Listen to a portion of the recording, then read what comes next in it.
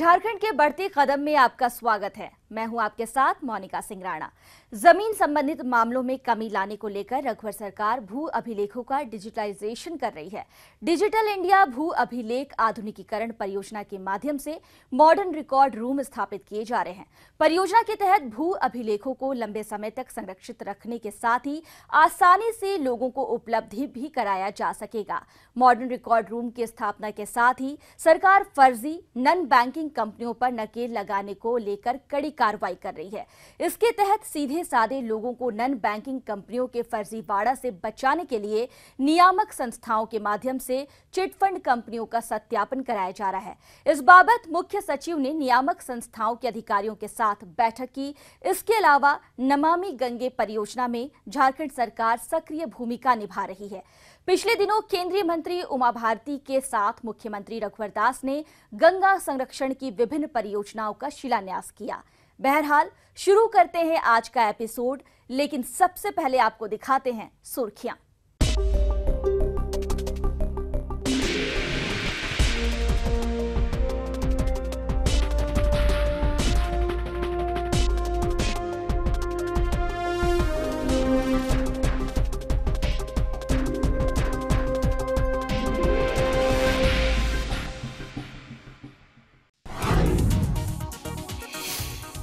सूखा समेत विभिन्न मुद्दों को लेकर प्रधानमंत्री नरेंद्र मोदी की अध्यक्षता में उच्च स्तरीय बैठक का आयोजन किया गया, जिसमें मुख्यमंत्री रघुवर दास अपने वरीय अधिकारियों के साथ मौजूद रहे। बैठक में झारखंड सरकार की ओर से मनरेगा मद में 400 करोड़ की मांग की गई। साथ ही मौसम की सटीक जानकारी के लिए डॉपलर रडार की आवश्यकता बताई गई। केंद्र सरकार ने झारखंड को सूखा से निपटने में हर संभव सहयोग का भरोसा दिलाया है।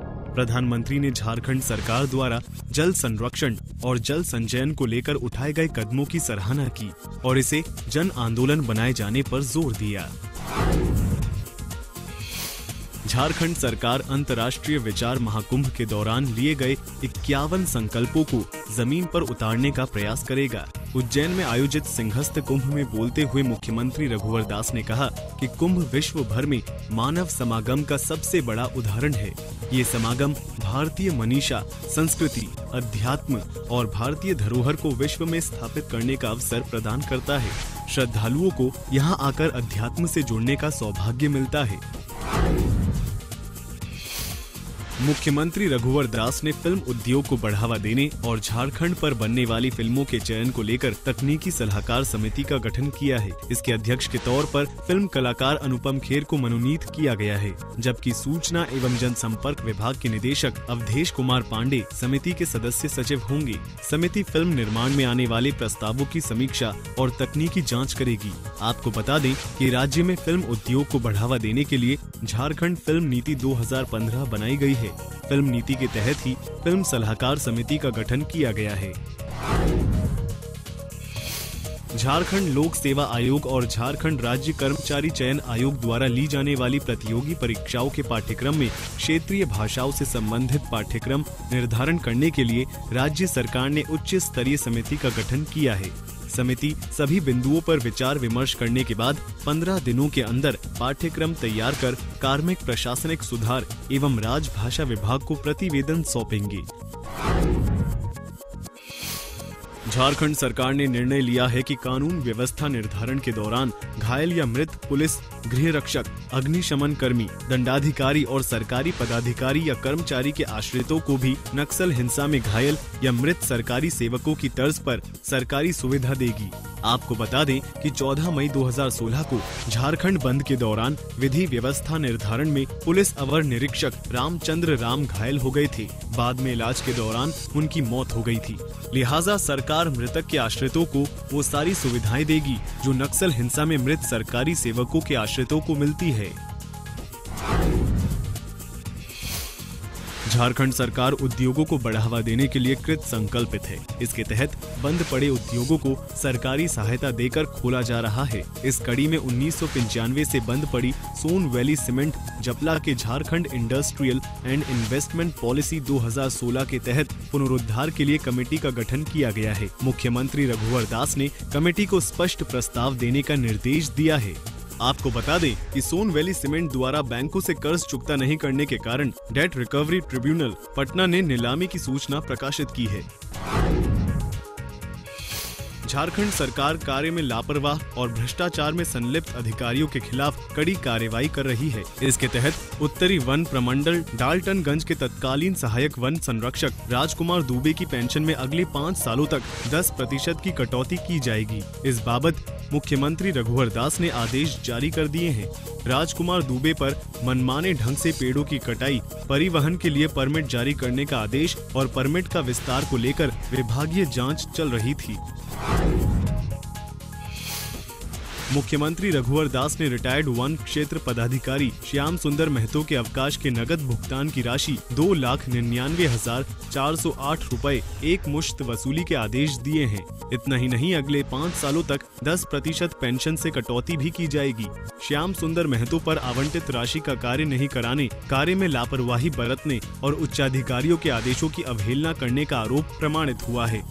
श्याम सुंदर महतो पर सरकारी आचार नियमावली के प्रतिकूल आचरण करने, अनाधिकृत तौर पर मुख्यालय से गैर हाजिर रहने और वित्तीय अनियमितता बरते जाने के कारण 19 मार्च 2015 को निलंबित कर दिया गया था। मुख्य सचिव राजबाला वर्मा से चीन के काउंसलेट जनरल के नेतृत्व में 3 सदस्यीय प्रतिनिधि मंडल ने मुलाकात की। इस दौरान प्रतिनिधि मंडल ने झारखंड में आईटी और औद्योगिक क्षेत्र में किए जा रहे कार्यों की सराहना की। चीनी काउंसलेट जनरल ने झारखंड में आधारभूत संरचना के क्षेत्र में निवेश और झारखंड के साथ चीन की संस्कृति और भाषा के आदान प्रदान की इच्छा जताई। उन्होंने बताया कि चीन में चीनी भाषा को जानने वाले भारतीयों के लिए रोजगार के व्यापक अवसर हैं। लिहाजा चीनी भाषा सिखाने के लिए यहाँ प्रशिक्षण शुरू किया जाए। गृह सचिव NN पांडे ने कहा है कि पुलिस और जनता के बीच बेहतर संबंध बनाने की दिशा में काम किए जा रहे हैं। नागरिकों की सुरक्षा में कोई कोताही नहीं बरती जाएगी। क्राइम पेट्रोल और जांच में गुणवत्ता लाने की दिशा में कदम आगे बढ़ाए गए हैं। कानून व्यवस्था और अनुसंधान को अलग अलग किया जा रहा है। इसके तहत 41 अनुसंधान विंग का गठन किया गया है। बच्चों के लिए थानों में उचित माहौल बनाने के लिए झारखंड के विभिन्न जिलों में कुल 27 बाल मित्र थानों को चिन्हित किया गया है। राज्य में ऑनलाइन FIR दर्ज करने की व्यवस्था शुरू की गई है। फिलहाल वक्त है एक छोटे से ब्रेक का। ब्रेक के बाद आपको बताएंगे कि डिजिटल इंडिया भू अभिलेख आधुनिकीकरण परियोजना के तहत रघुवर सरकार कौन कौन से कदम उठा रही है।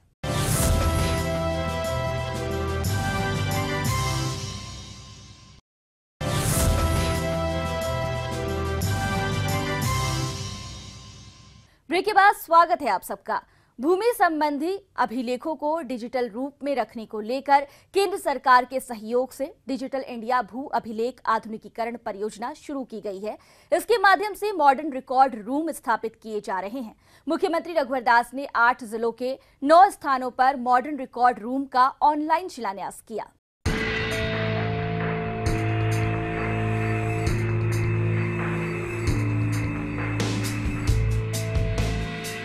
मुख्यमंत्री रघुवर दास ने कहा है कि अगले 3 साल में राज्य के सभी 259 प्रखंडों में मॉडर्न रिकॉर्ड रूम का निर्माण कार्य पूरा हो जाएगा। मॉडर्न रिकॉर्ड रूम के स्थापित हो जाने से भूमि संबंधी मामलों में कमी आएगी। साथ ही भू अभिलेखों को डिजिटल रूप में संरक्षित किया जा सकेगा। इससे लोगों को जरूरत पड़ने पर तुरंत जमीन संबंधी कागजात भी उपलब्ध कराए जा सकेंगे। साथ ही बिलौचियों और भ्रष्टाचार के मामलों में भी कमी आएगी। मुख्यमंत्री रघुवर दास ने डिजिटल इंडिया भू अभिलेख आधुनिकीकरण परियोजना के तहत 8 जिलों के 9 स्थानों पर मॉडर्न रिकॉर्ड रूम का ऑनलाइन शिलान्यास किया। जानकारों की माने तो मॉडर्न रिकॉर्ड रूम स्थापित हो जाने से भूमि संबंधी मामलों में भारी कमी आएगी। तो गवर्नमेंट ऑफ इंडिया ने NEGP प्रोजेक्ट चलाया है, जिसके तहत कि सबको मॉडर्नाइजेशन करना है। तो इसमें कंसेप्ट ये है कि जो रिकॉर्ड रूम है उसके जितने डेटा हैं उसको हम डिजिटाइज करेंगे और जो रूम है उसका लुक एंड फील भी ठीक करेंगे, सिविल वर्क, इलेक्ट्रिकल वर्क लगाएंगे और जो पुराने अभिलेख हैं उसको हम प्रिजर्व करेंगे और प्रिजर्व करके जो न्यू डिज़ाइन के कंपैक्टर से उसमें रख देंगे, ताकि प्रिजर्व भी ठीक हो, निकालना हो तो आसानी से निकल जाए। और जो डिजिटाइज डेटा है उसको हम एक DMS होता है, डाटा मैनेजमेंट सिस्टम, सॉफ्टवेयर के तहत इंटर करेंगे और आदमी के आधार पर जिसका नाम हो, नाम से निकल जाएगा, उसके प्लॉट नंबर से निकल जाएगा, उसका जो सीरियल नंबर होगा उससे निकल जाएगा, और निकाल करके जब भी कोई भी हमारे पास आता है जनता को, हम उसका अभिलेख दे सकते हैं। डिजिटल इंडिया भू अभिलेख आधुनिकीकरण परियोजना के तहत मॉडर्न रिकॉर्ड रूम स्थापित किए जा रहे हैं। मॉडर्न रिकॉर्ड रूम में क्या है खास, आइए आपको विस्तार से बताते हैं। मॉडर्न रिकॉर्ड रूम के तहत रिकॉर्ड का डिजिटाइजेशन, वर्तमान रिकॉर्ड रूम का सुसज्जीकरण, लोगों की मांग पर भू अभिलेखों की कॉपी उपलब्ध कराना आसान हो सकेगा। मॉडर्न रिकॉर्ड रूम में किसी तरह की छेड़छाड़ मुमकिन नहीं है। मॉडर्न रिकॉर्ड रूम के माध्यम से भू अभिलेखों को लंबे समय तक सुरक्षित रखा जा सकेगा। मॉडर्न रिकॉर्ड रूम के माध्यम से जमीन संबंधी मामलों में कमी आएगी। राज्य मुख्यालय स्तर से किसी भी मॉडर्न रिकॉर्ड रूम के अभिलेखों को लॉगिन और पासवर्ड के माध्यम से देखा जा सकेगा। कार्यक्रम में बोलते हुए मुख्यमंत्री रघुवर दास ने कहा कि मॉडर्न रिकॉर्ड रूम स्थापित करने में संसाधनों की कमी आड़े नहीं आने दी जाएगी।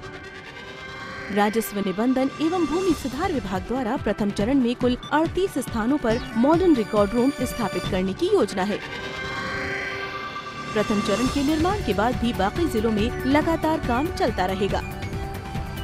आपको बता दें कि इससे पहले 12 अप्रैल 2016 को लोहरदगा और गुमला में मॉडर्न रिकॉर्ड रूम का शिलान्यास किया जा चुका है।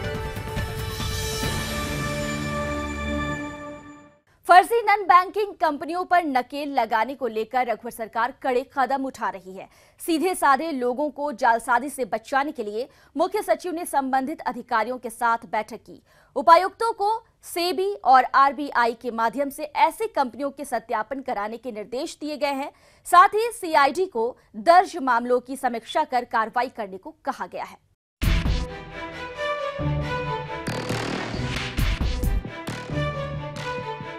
झारखंड के सीधे साधे लोगों को फर्जी चिटफंड कंपनियों से बचाने को लेकर रघुवर सरकार सख्त कदम उठा रही है। नन बैंकिंग कंपनियों की धोखाधड़ी और ठगी पर लगाम लगाने के लिए मुख्य सचिव राजबाला वर्मा ने RBI, SEBI, registrar of companies और राष्ट्रीय आवास बैंक के प्रतिनिधियों के साथ बैठक की। इस दौरान CS ने संबंधित अधिकारियों को कई दिशा निर्देश दिए। जिला स्तर पर नन बैंकिंग कंपनियों का डेटा संग्रह कर सेबी और RBI के माध्यम से सत्यापन कराया जाए। फर्जी नन बैंकिंग कंपनियों की जालसाजी पर लगाम लगाने के लिए नियामक संस्थाएं कड़ी कार्रवाई करें। झारखंड में काम करने वाले पंजीकृत संस्थाओं का पूरा ब्यौरा नियामक संस्थाएं उपलब्ध कराएं। गैर निबंधित और अवैध रूप से चल रही नन बैंकिंग कंपनियों के खिलाफ नियामक संस्थाएं कठोर कार्रवाई करें। दूसरे राज्यों में निबंधित नन बैंकिंग कंपनियों की सूचना एकत्रित की जाए और नियामक संस्थाओं से समन्वय बनाकर कार्रवाई की जाए। संबंधित नन बैंकिंग कंपनियों की हर माह समीक्षा की जाए।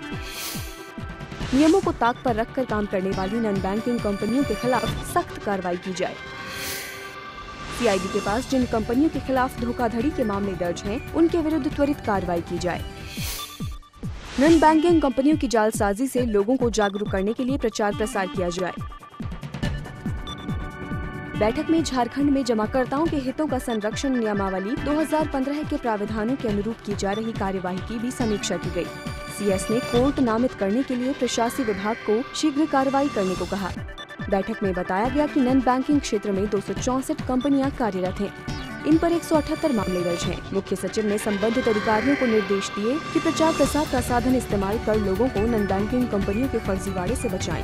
हालांकि जनसंपर्क विभाग पहले ही LED वैन के माध्यम से सरकारी योजनाओं के प्रचार प्रसार के साथ ही लोगों को धोखाधड़ी से भी बचा रहा है। फिलहाल वक्त है एक छोटे से ब्रेक का। ब्रेक के बाद आपको बताएंगे कि हजारीबाग दौरे के दौरान केंद्रीय वित्त राज्य मंत्री जयंत सिन्हा ने कौन कौन सी घोषणाएं की।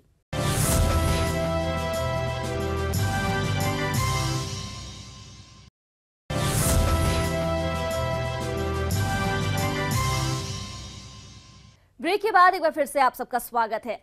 केंद्र की महत्वाकांक्षी परियोजना नमामि गंगे के तहत झारखंड को मॉडल स्टेट बनाया गया है। इसके तहत गंगा को उसके मूल स्वरूप में वापस लाया जाएगा। लिहाजा गंगा को अविरल, स्वच्छ और निर्मल बनाने के लिए झारखंड सरकार कृत संकल्पित है। इसके लिए गंगा संरक्षण की विभिन्न योजनाओं का केंद्रीय मंत्री उमा भारती और झारखंड के मुख्यमंत्री रघुवर दास ने शिलान्यास किया। गंगा पर करोड़ों लोगों की आस्था है। गंगा अविरल, स्वच्छ और निर्मल बहती रहे, इसके लिए केंद्र की मोदी सरकार ने नमामि गंगे परियोजना की शुरुआत की है।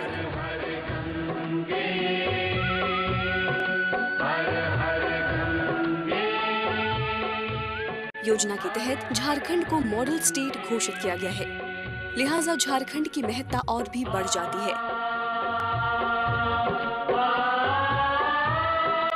साहिबगंज में गंगा संरक्षण की विभिन्न योजनाओं का केंद्रीय जल संसाधन, नदी विकास एवं गंगा संरक्षण मंत्री उमा भारती और झारखंड के मुख्यमंत्री रघुवर दास ने शिलान्यास किया।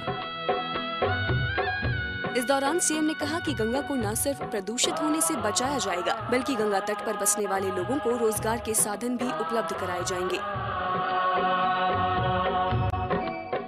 हमने निश्चित किया कि इतने समय में, चाहे वो घाट का निर्माण हो, चाहे 100 ग्रिड का निर्माण हो, या फिर जितनी भी योजनाएं जो 300 करोड़ रुपए के लिए है, साहिबगंज गंगा पुल का टेंडर फाइनल होगा और जैसे ही आदरणीय प्रधानमंत्री जी का समय हमें प्राप्त होगा, हम फिर साहिबगंज की धरती में आकर साहिबगंज गंगा पुल का भी शिलान्यास करेंगे।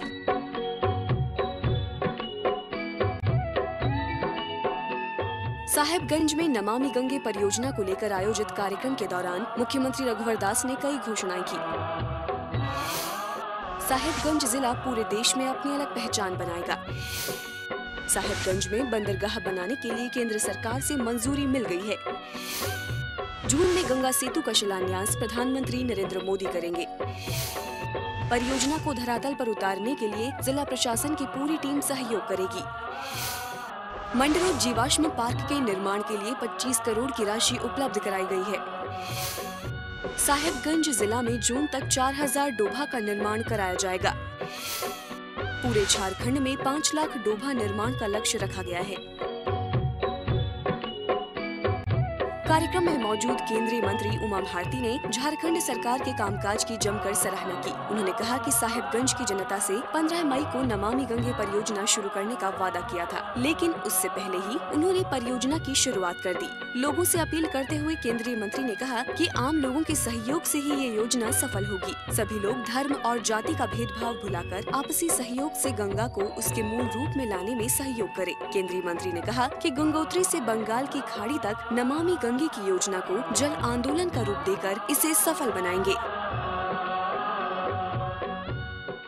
झारखंड के विकास को लेकर जमीनी तौर पर काम शुरू किया गया है। इसके लिए जहां झारखंड की रघुवर सरकार कार्य योजना बनाकर काम कर रही, वहीं केंद्र की मोदी सरकार भी हर संभव सहयोग कर रही है। नतीजतन जमीन पर विकास कार्यों का असर दिखने लगा है। हजारीबाग की स्थिति पहले के मुकाबले काफी सुधरी है। केंद्रीय वित्त राज्य मंत्री जयंत सिन्हा इसे लेकर लगातार प्रयासरत हैं। केंद्रीय वित्त राज्य मंत्री जयंत सिन्हा लगातार हजारीबाग, रामगढ़ और बाकी क्षेत्रों का दौरा कर रहे हैं।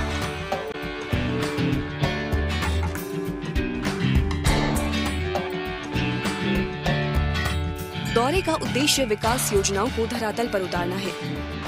इसके लिए विकास योजनाओं की मॉनिटरिंग, अधिकारियों के साथ बैठक और स्थानीय लोगों के साथ विचार विमर्श किया जा रहा है। पिछले दिनों भी जयंत सिन्हा ने हजारीबाग का दौरा किया और अधिकारियों के साथ बैठक की। इस दौरान उन्होंने कहा कि उनकी सरकार में ब्यूरोक्रेसी शासक नहीं बल्कि सेवक की तरह है। अधिकारियों की जवाबदेही सुनिश्चित की जा रही है। शौचालय निर्माण की दिशा में हजारीबाग में काफी अच्छा काम हुआ है। खुले में शौच से मुक्ति की दिशा में कदम आगे बढ़ाए गए हैं।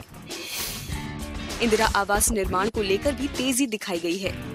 चाहे वो डीसी के स्तर पे हो या बिजली विभाग का काम हो या सड़कों के विभाग का काम हो, ये काम अच्छी तरीके से चल रहा है। और हम लोगों ने फिर एक बार प्रमुख लोगों को अवगत कराया इस बात से, और सब अधिकारीगण को अवगत कराया कि हमारी सरकार में जो माहौल है और जो विचारधारा है वो ये है कि जो अधिकारी हैं, जो ब्यूरोक्रेसी है, वो शासक नहीं है, वो सेवक है। और इसको सब लोगों ने स्वीकार किया।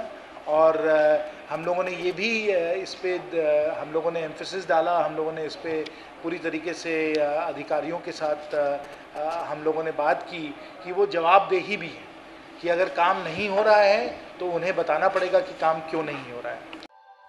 स्वच्छ भारत का इरादा कर लिया हमने, देश से अपने ये वादा कर लिया। हजारीबाग दौरे के दौरान केंद्रीय वित्त राज्य मंत्री जयंत सिन्हा ने चुरचू प्रखंड का भी दौरा किया, जहां ग्रामीणों ने स्वच्छ भारत मिशन योजना के तहत खुले में शौच से मुक्ति पाई है। स्वच्छ भारत का इरादा कर लिया हमने, देश से अपने ये वादा कर लिया। ग्रामीणों के बीच मौजूद केंद्रीय वित्त राज्य मंत्री ने कहा कि दिल्ली में प्रधानमंत्री नरेंद्र मोदी ने स्वच्छ भारत मिशन की आवाज लगाई और हजारीबाग के चुरचू में उसका प्रभाव पड़ा। ग्रामीणों को संबोधित करते हुए उन्होंने कहा कि भारत सरकार की योजना और ग्रामीणों की मेहनत की वजह से चुरचू पूरे देश में एक मिसाल बन गया है। लिहाजा हजारीबाग के बाकी प्रखंडों और झारखंड के सभी जिलों में इसे दोहराया जाना चाहिए।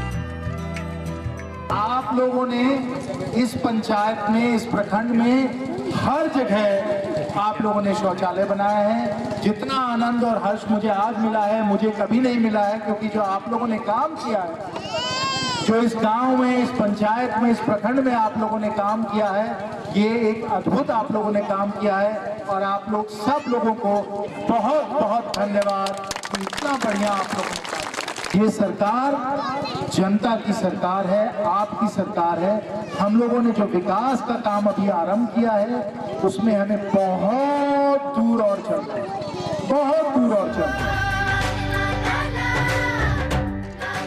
हजारीबाग के 2 दिवसीय दौरे के क्रम में केंद्रीय वित्त राज्य मंत्री जयंत सिन्हा ने एक तरफ जहां जिला स्तरीय निगरानी एवं सतर्कता समिति की बैठक की अध्यक्षता की, वहीं दूसरी ओर चुरचू में स्वच्छ भारत मिशन योजना को लेकर ग्रामीणों की पीठ भी थपथपाई। स्वप्न गांधी जी का अब साकार करना है, स्वच्छता का देश में त्योहार करना है। केंद्रीय वित्त राज्य मंत्री इससे पहले भी रामगढ़ और सिमडेगा समेत विभिन्न जिलों का दौरा कर विकास योजनाओं का जायजा ले चुके हैं। तो आज के एपिसोड में बस इतना ही। अगले अंक में फिर होगी आपसे मुलाकात। तब तक के लिए मुझे और मेरी पूरी टीम को इजाजत दीजिए। नमस्कार।